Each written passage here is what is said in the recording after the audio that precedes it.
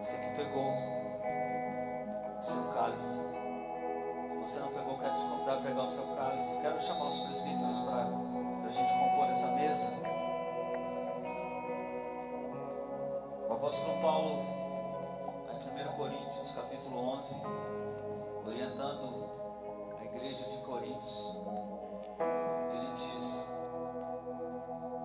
verso 28, que esse momento espiritual é um momento onde a gente faz muitas vezes sem julgar a nós mesmos. E ele diz lá que se nós julgássemos a nós mesmos, nós não seríamos julgados por ninguém. Queria que você fizesse uma avaliação da sua vida espiritual. Só que eu também entendo que esse é o momento onde o Senhor Jesus disse sim para você. Se Jesus estivesse à mesa aqui, ele não faria acepção de pessoas. Se Jesus estivesse à mesa aqui, ele falaria o seguinte: vinde a mim, todos, eu quero aliviar vocês. Então quero te convidar para esse instante, para a gente participar dos elementos. Vocês já serviram, já pegaram?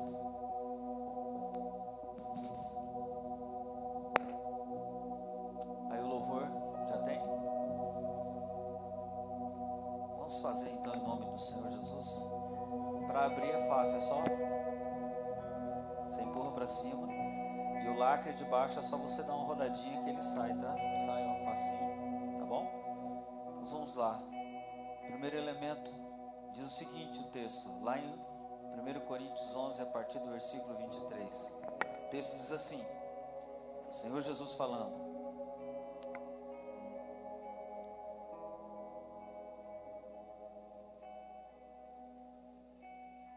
para os seus discípulos, este pão é o meu corpo, fazer isso em memória de mim.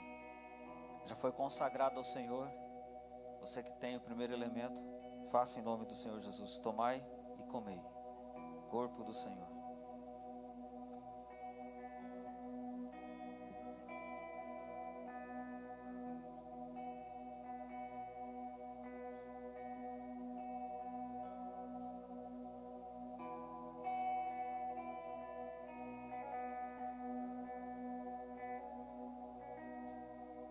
Amém? Depois de haver ceado, o Senhor Jesus tomou o cálice e disse: esse cálice é a nova aliança do meu sangue. Bebei dele todos. Bebei dele todos. Fazer isso em memória de mim. Em memória do Senhor Jesus, você pode tomar agora do cálice. Sangue vertido naquela cruz. Sangue vertido naquela cruz. Deixou os céus para me encontrar. Aqui não é o seu lugar. Um amor assim o mundo não conheceu.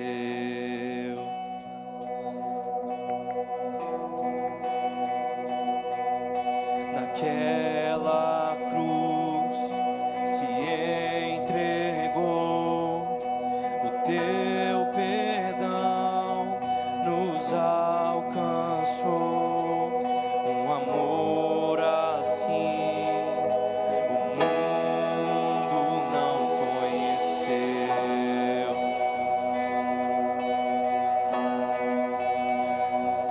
No altar de adoração, seja sempre exaltado, Jesus, Filho de Deus.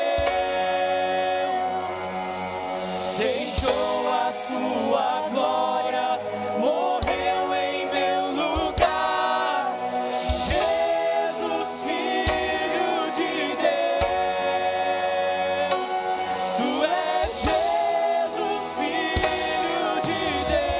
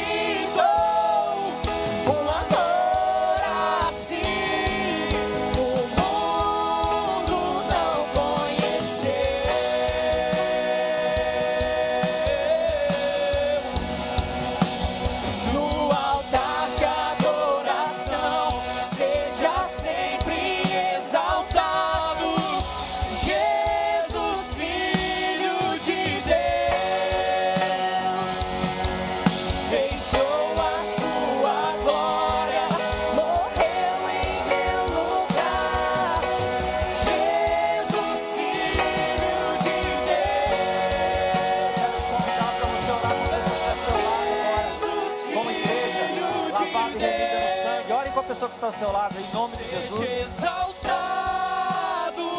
engrandecido, teu nome é santo, poderoso és, e não há nada que apague o seu amor. A cruz me libertou, a cruz me libertou. Seja exaltado, engrandecido, teu nome é santo, poderoso és, e não há nada que apague o seu amor.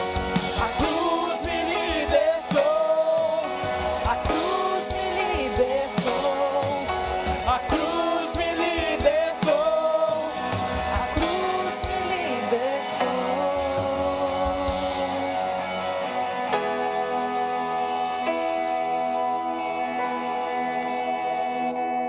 No altar de adoração, seja sempre exaltado, Jesus, Filho de Deus, deixou a sua glória, morreu em meu lugar. Jesus, Filho de Deus, tu és Jesus, Filho de Deus. Aleluia. Pai, nós te louvamos pelo seu sacrifício. Nós te louvamos porque o Senhor nos sustenta. Receba a nossa adoração. Continue ministrando o nosso coração. Em nome de Jesus. Amém? Amém? Amém. Podeis assentar. Se assente adorando e glorificando o nome do Senhor Jesus. Ele é bom. A sua misericórdia dura para sempre. Todo o peso agora que o Senhor esteja retirando das nossas vidas, toda opressão, em nome de Jesus, tudo aquilo que impede a palavra dele de fazer morada em nós, que esteja agora caindo por terra, em nome de Jesus. Hoje eu quero falar um pouquinho sobre primícias. Quando a gente olha para a palavra, a gente vai ver que o termo primícias é lá de Levíticos 23, quando tem as festas. E uma das festas era as festas das primícias. Eu não quero falar com base no Antigo Testamento, porque Jesus ele veio e muda tudo, né? Jesus é o Deus da graça, o Deus que reescreve a história, mas ele não exclui o Antigo Testamento. Ele não aborta. É que você é grandona, a gente viu nele. Eita glória, Deus abençoe. Obrigado.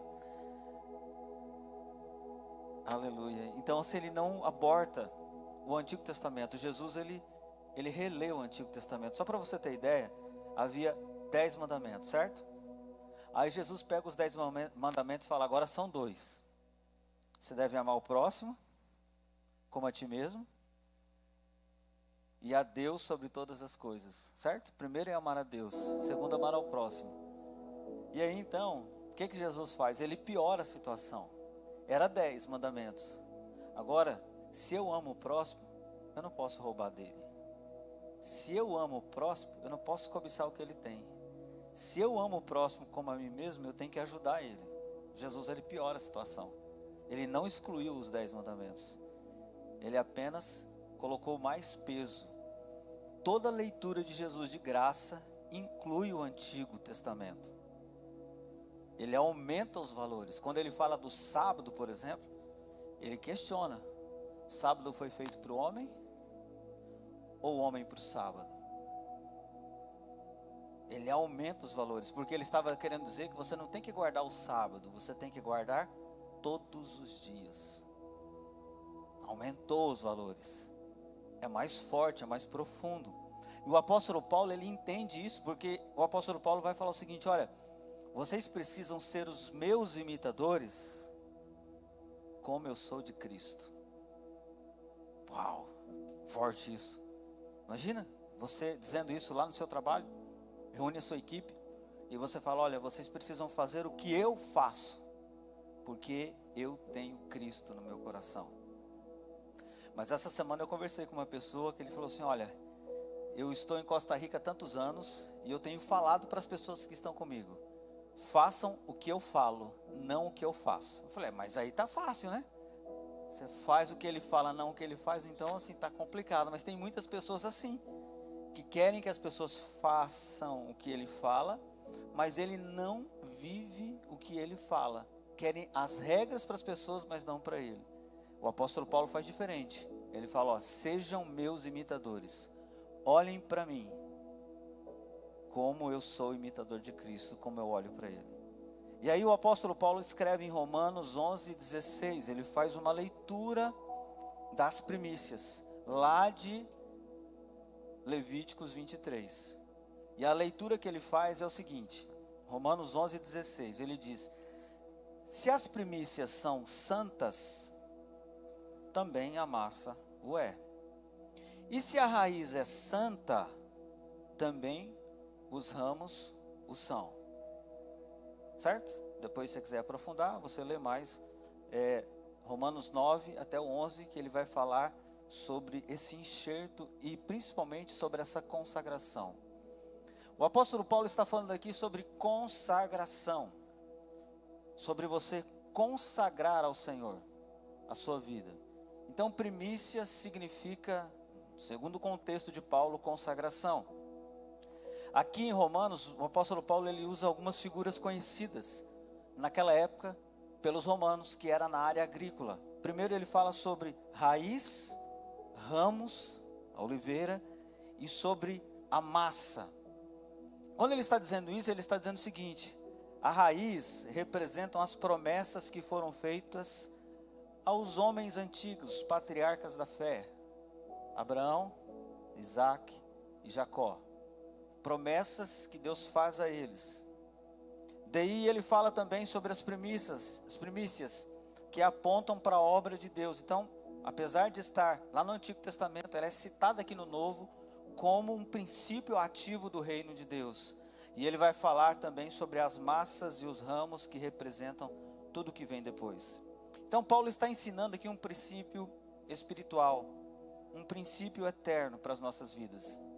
Em primeiro lugar, eu queria pensar com você que primícia, segundo a visão de Paulo aqui, ela é consagração.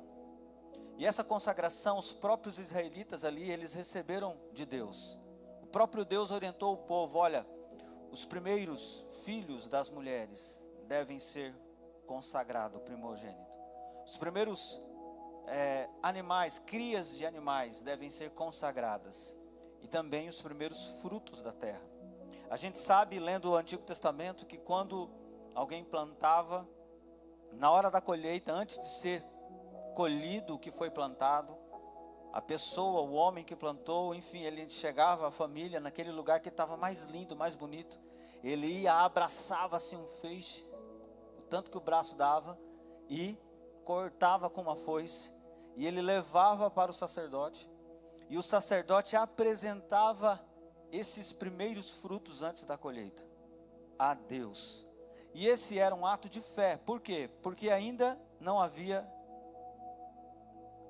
sido a colheita. Ainda ele não sabia como que seria para depois. Mas ele estava dizendo, olha Deus, eu estou entregando porque eu sei que o Senhor vai fazer grandes coisas na minha vida.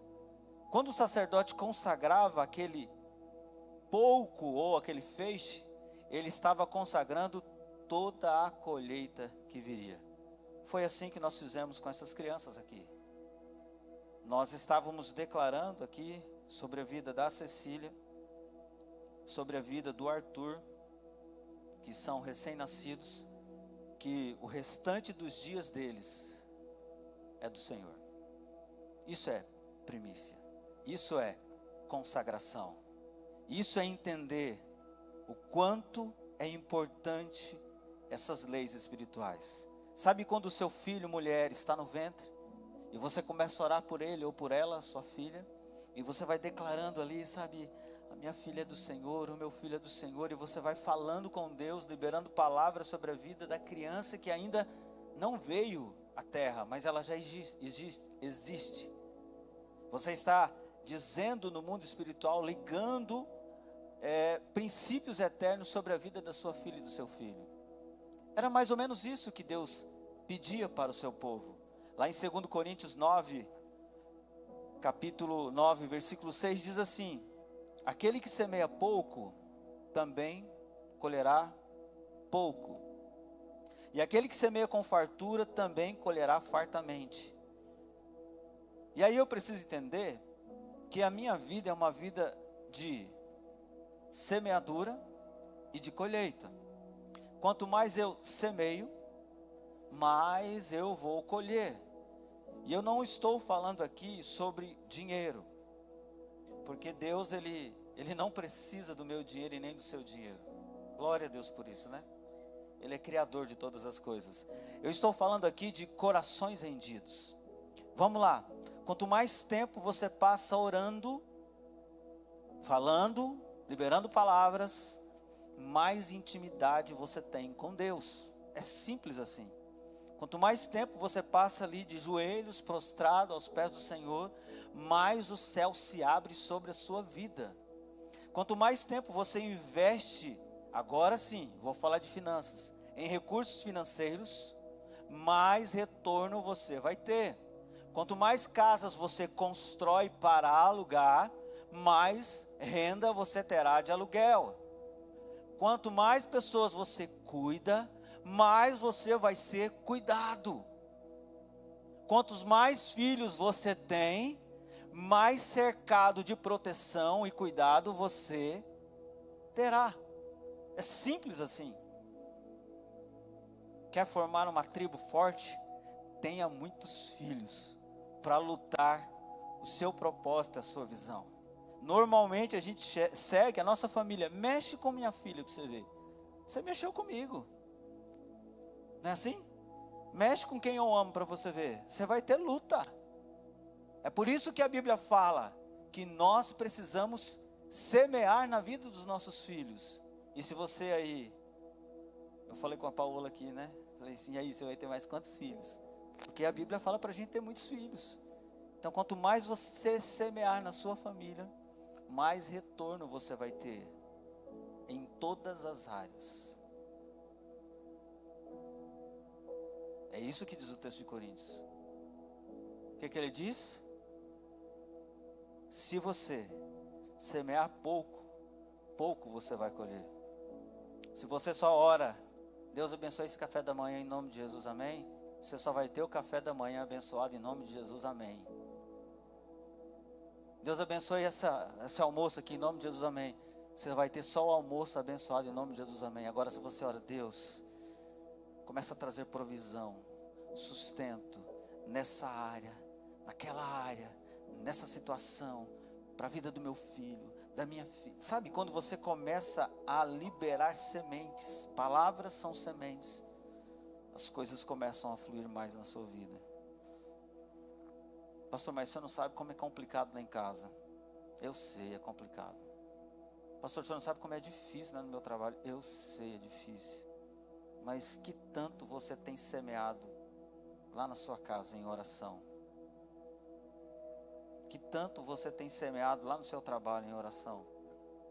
Você tem colhido aquilo que você semeia?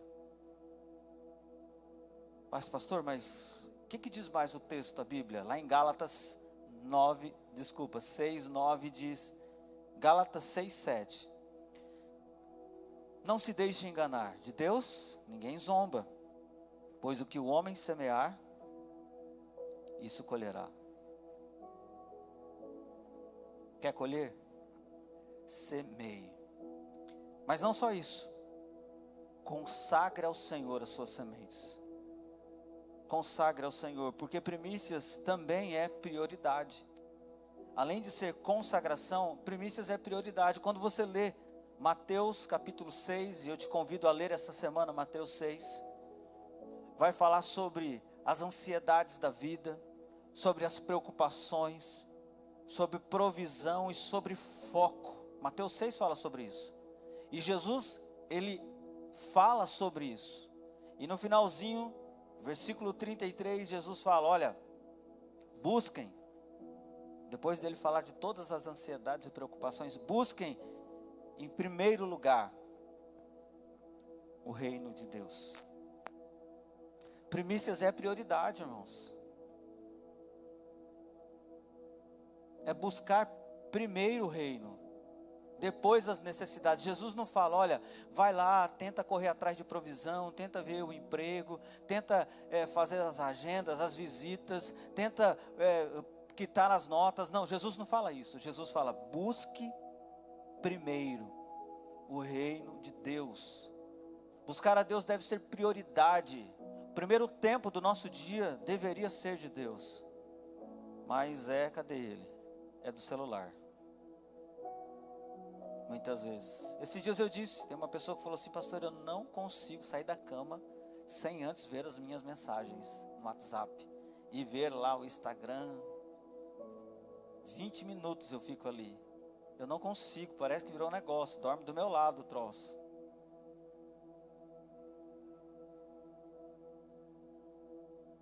Eu falei, troca esse tempo.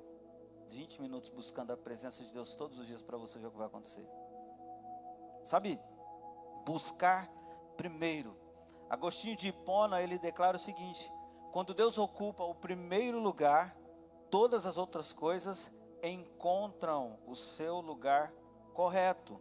Ou seja, Deus precisa ser o primeiro na sua agenda. Você precisa colocar Deus como primeiro na sua agenda, como prioridade. Você precisa colocar Deus como primeiro dentro da sua casa, dentro da sua família. Você precisa colocar Deus como primeiro, sem reclamar nos seus planejamentos.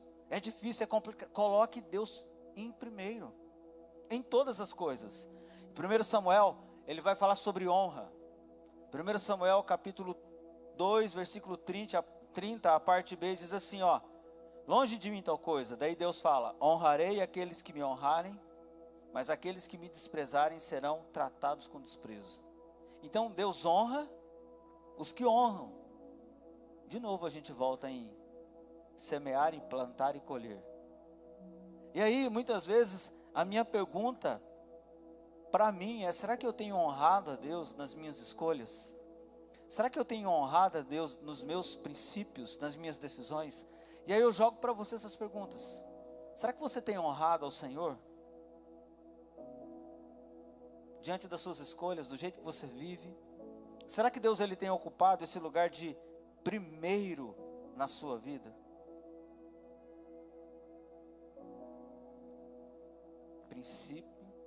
Primícias também é honra. E gera princípios e valores que a gente nem percebe.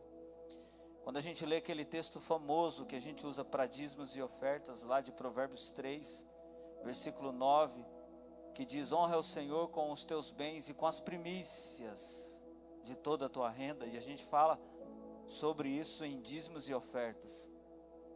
O texto vai falar de primícias de renda. Renda no hebraico significa lucros, significa acertos. Será que a gente honra o Senhor com os nossos acertos? Com os nossos lucros? Com aquilo que dá certo? Será que a gente honra o Senhor? E a minha pergunta sempre foi, você tem Deus em alta conta aí na sua vida? Ele está em primeirão assim? Mesmo? Será que nós temos honrado ao Senhor como Ele merece? E aí eu quero fechar pensando esse tempo. Caim e Abel. E eu não quero falar aqui sobre dinheiro, mas eu quero falar sobre coração. Vocês já leram a história de Caim e Abel lá em Gênesis 4? Lá não é sobre dízimo, nem sobre oferta, é sobre primícias. O texto vai tratar sobre os primeiros frutos. Eles foram ensinados assim, talvez por Adão. E a Bíblia diz que Deus pede essas ofertas. E os dois irmãos trazem as ofertas. E a Bíblia fala que Caim, ele separa dos primeiros frutos, o primeiro cordeiro, sem mancha. E ele leva ao Senhor como sacrifício. É o Abel, né, que levou, né, mulher? Obrigado, minha esposa me corrigiu aqui. Verdade, o Abel levou. O Abel levou o primeiro fruto. Caim, a Bíblia fala que depois de uns dias, depois de um tempo, ele trouxe ao Senhor as suas ofertas, que eram do fruto da terra.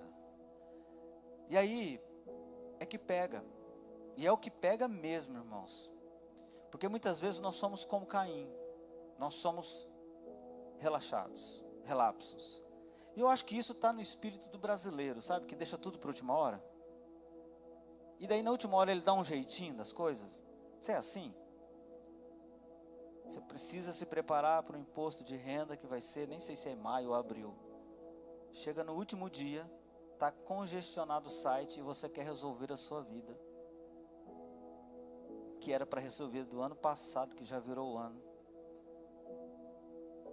Você precisa, né, Johnny, pagar o IPVA.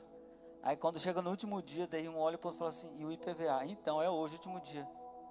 Você teve o mês inteiro para se programar, ou talvez o ano inteiro. Caim fez desse jeito, irmãos. Ele levou de qualquer jeito, levou na última hora a oferta. E Deus aqui não precisa de dinheiro, repetindo, Ele não precisa do nosso dinheiro. O que Ele quer, sempre os profetas falam, filho meu, dá-me o teu coração. E esse é o segredo, porque se Deus tem o teu coração, Ele tem o teu bolso, Ele tem o teu carro, Ele tem a tua casa para célula, Ele tem a sua empresa para alcançar vidas. Vocês estão me entendendo? É sobre coração. Abel não. Abel se programou para levar a sua oferta. Ele se programou para chegar primeiro. Ele deu atenção àquilo que Deus estava pedindo. Às vezes Deus pede algo para a gente vai levando, empurrando com a barriga, literalmente. Sabe? Se Deus pede algo para você, se prontifique a fazer certinho. No seu trabalho, quantas coisas você faz relaxadamente, meia boca e porque é obrigado a fazer, porque você é funcionário. No ministério que você serve, quantas vezes você faz as coisas relaxadamente, passa a semana inteira sem estudar, chega no domingo, tem que dar aula para a criança, lê mais ou menos e faz de qualquer jeito. No louvor, não estuda música direito, toca atravessado, não ora, não tem intimidade com Deus, não tem comunicação com seus líderes. Até contei algo hoje de manhã para o pessoal do louvor, tinha um compromisso hoje com eles, 8h30, me atrasei, mas quando foi 8h20, eu falei, não, eu fiz o compromisso, preciso ligar, liguei para o líder, para o Jean, não atendeu. Aí liguei para a Rosana, não atendeu, que estava aqui, eu falei, vou ligar para quem? Para quem vive no celular, para o Marcelo, não atendeu também, né? Falei, meu Deus do céu, daí consegui falar com a Rosana e ao mesmo tempo o Marcelo me ligou, Rosana, você está onde? Eu estou aqui na padaria, porque hoje a gente teve um lanchinho aqui com o pessoal do louvor e tal. Aí eu falei, então tá, então compra o meu pão porque eu estou em uma missão. Eu estava em uma missão. O Marcelo me ligou, Marcelo, você está na igreja? Eu estou, avisa o Jean que eu vou atrasar, pode ir começando. Você não avisa nada, não tem comunicação nos ministérios, não avisa os seus líderes no trabalho, não avisa a sua esposa, não avisa o seu esposo. Sabe, a gente precisa ver as coisas como elas são. Abel fazia certo, Caim foi de qualquer jeito, nem avisou nada, foi levando. Vocês estão me entendendo? E Deus rejeita a oferta de Caim, porque Deus não gosta de coisa de qualquer jeito. Talvez você vai trazer uma primícia hoje de qualquer jeito, não se programou, fez o sonho, o projeto agora de qualquer jeito, nem pensou direito. Meu irmão, a Bíblia fala em Joel 2, que Deus dá a visão para os jovens. Aonde que é essa visão que a gente tem? Quando a gente está em intimidade com Ele. E para os velhos, lá diz o texto velhos, os anciãos, os mais experientes, acima de 45, igual eu assim, Deus dá sonhos, sonhos, mas isso acontece quando nós estamos na presença dEle. É quando nós estamos buscando Ele que Deus vai nos dando sonhos de crescer, de investir, sonhos de fazer as coisas acontecerem. E os jovens têm visão, sabe, além do alcance, aquela visão de fazer fluir as coisas. Mas hoje os nossos jovens, não daqui, né? Aqui da igreja tudo de visão. A maioria dos jovens lá fora são viciados em internet, em redes sociais, em jogos, em drogas, em sexo, pasmem, em vídeos pornográficos, em masturbação. Os velhos de hoje são tudo doentes lá fora, aqui não. Lá fora são tudo doentes. Não sonham mais em ter uma vida saudável, abundante, em trabalhar, em plantar, em colher. Porque espírito de Caim faz de qualquer jeito. Deus não gosta de coisas de qualquer jeito. É por isso que Ele rejeitou Caim. Você quer crescer? Você quer viver bem? Quer ter uma vida próspera? Aprenda o valor de uma primícia, que é dar ao Senhor com excelência os primeiros frutos que você tem. Sabe o vigor que você tem? Deus quer o seu vigor. E aí, irmãos, os milagres começam a acontecer. A Bíblia fala de um profeta das visões, profeta Ezequiel. Ele tem uma visão extraordinária. Ele estava em um lugar e de repente ele é levado para um vale de ossos secos. E ele vê aqueles ossos secos e Deus fala: Ezequiel, esses ossos podem viver? Ele: Deus, tu sabes, eu não sei. E Deus fala: profetiza. E Deus fala: semeie. E Deus fala: leva a sério o que eu estou falando com você. Fala para eles. Começa a profetizar. E ele começa a profetizar sobre os ossos que estavam ali secos, espalhados, e os ossos começam a juntar e formam um esqueleto, um corpo. E ele vai profetizando tendões, e vai criando tendões, e ele vai profetizando carne. De repente aqueles ossos que estavam secos viram um grande exército. Ezequiel levou a sério as coisas de Deus. Tem coisas na sua vida que está morrendo, está parecendo impossível de acontecer, mas hoje o Senhor quer que você leve a sério as coisas que Ele tem para a sua vida. E você precisa semear, acreditar que as coisas vão dar certo na sua vida.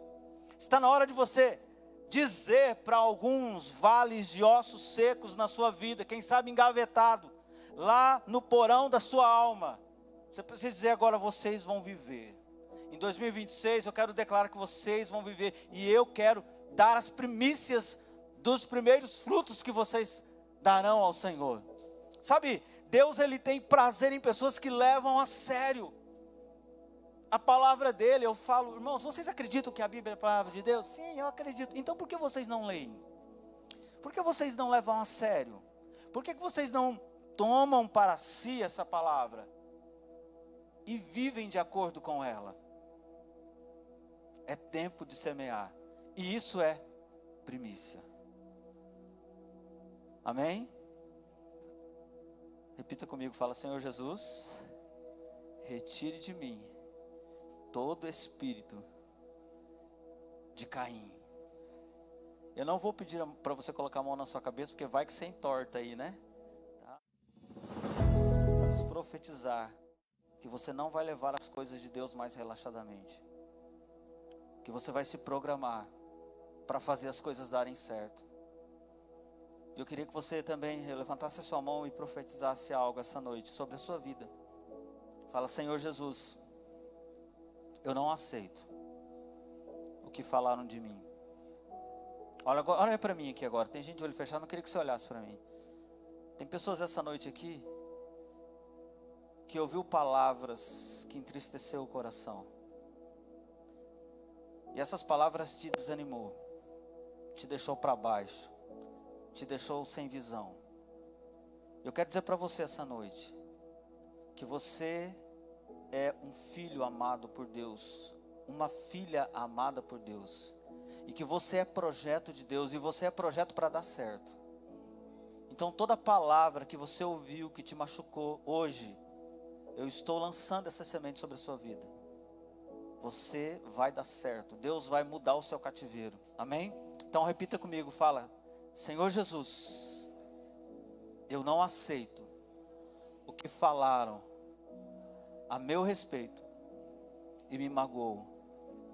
E por isso, em nome de Jesus, agora eu declaro que eu vou viver um dia extraordinário de vitória sobre a minha vida. E eu creio que o Senhor já está mudando essa situação. Em nome de Jesus. Amém. Você crê nisso? De verdade? Se você crê, irmão, já está acontecendo.